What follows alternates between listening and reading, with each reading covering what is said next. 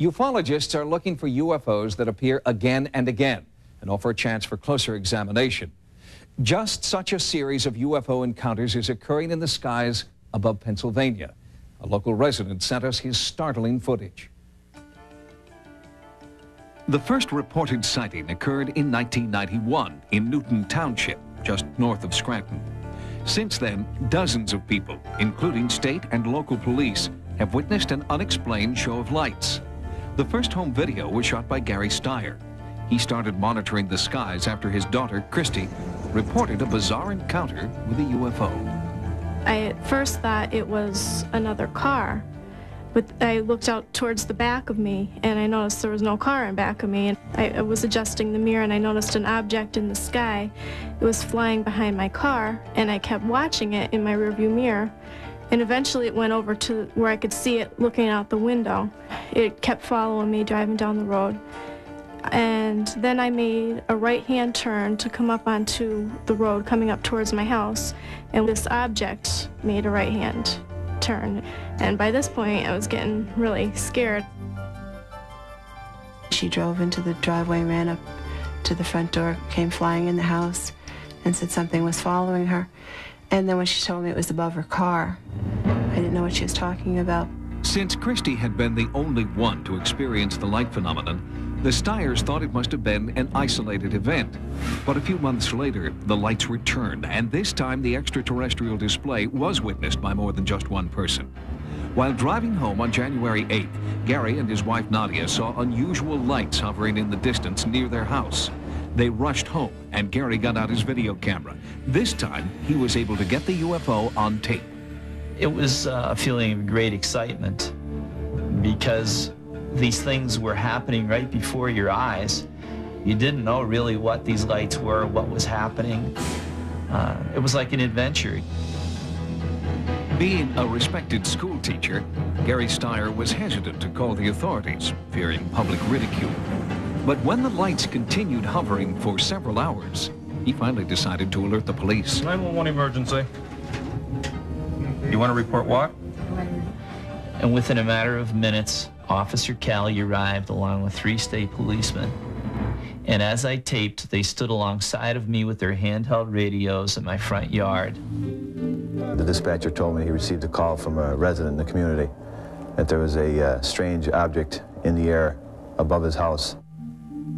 When he initially called me, he didn't want to give me anything but his street address. He didn't want to give me his full name or phone number because he didn't want to be associated with something that sounded this bizarre.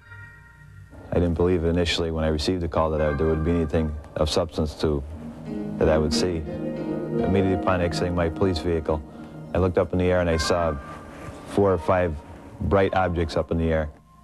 There's one right alongside of it. Above the 3 towers coming over to another one just flashed. Officer CALI called into his dispatcher and asked him to check with the local airport tower to see if they were picking up anything on radar. Lights. All right, well, let me look.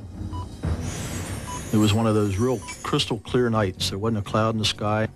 We looked out the window over towards where he was talking about, and sure enough, there were some lights out there. According to local sources, there were no commercial or military aircraft in the area that night, and nothing was picked up on radar. But despite this, half a dozen witnesses reported seeing a UFO. They had no aircraft in the area of the Triple Towers, and that no airplanes were supposed to be in that area, and nothing was picked up on radar. I felt that there was possibly a problem with the radar system. Shortly thereafter, he contacted me back and said that they checked it again, and there's nothing up there. The lights appear to be most active over this area, Bald Mountain. Pam Zakowski is a local newspaper reporter who first broke the UFO story. She was an impartial observer until she hiked to the top of Bald Mountain with UFO investigator IRENE McDonald. Near the summit, the 2 women had a terrifying encounter. We were merely poking around, actually trying to see where Gary STEIER's house was from the top of the mountain,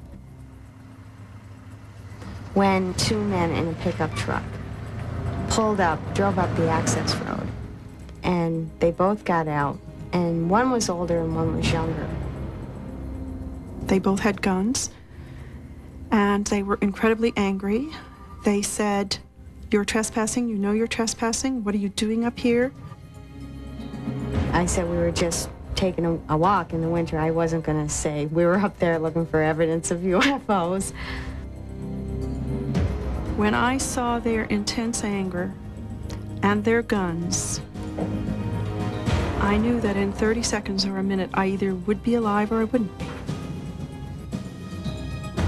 We agreed to leave, but we had only been up there probably maybe 5 minutes at the most.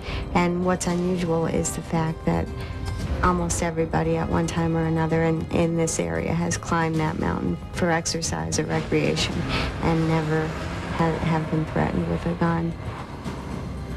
Pam Zukoski never saw the two men again and believes they were not local.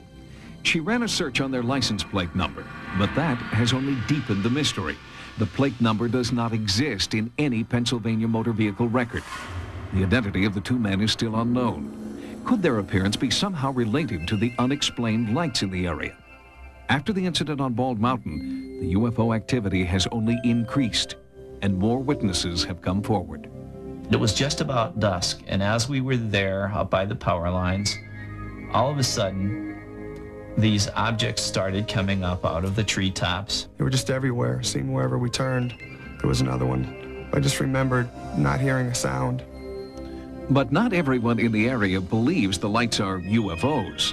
Karen and Bob SEAMANS own the airport in Factoryville, about 10 miles south of Bald Mountain. They believe people are simply sighting their newly installed beacon.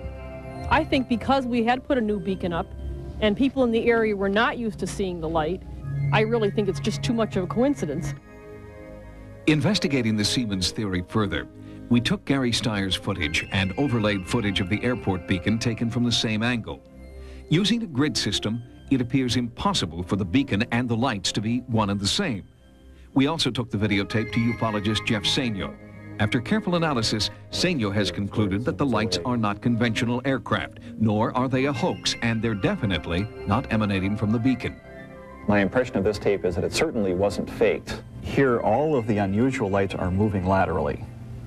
And so an airport beacon light doesn't move laterally. So that couldn't explain any of the 5 interesting points that I found on this tape. As if in response to increased interest in the lights, the UFO activity has subsided in recent months. But the people of Newton Township keep their eyes and camcorders pointed to the sky, anticipating the return of what some believe is an alien spacecraft. All I know is that we taped some unusual lights and objects in the sky. The night of January 8th did happen, and I wasn't the only person that saw these things. There were hundreds of other people who had similar experiences, but they didn't have video cameras in their hands. And all I can say about the tape is that it speaks for itself.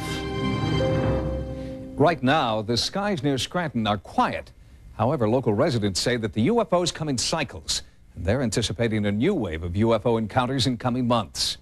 Local police are ready to respond to any UFO calls that come in and are continuing to investigate reports of the mysterious men who have yet to be identified.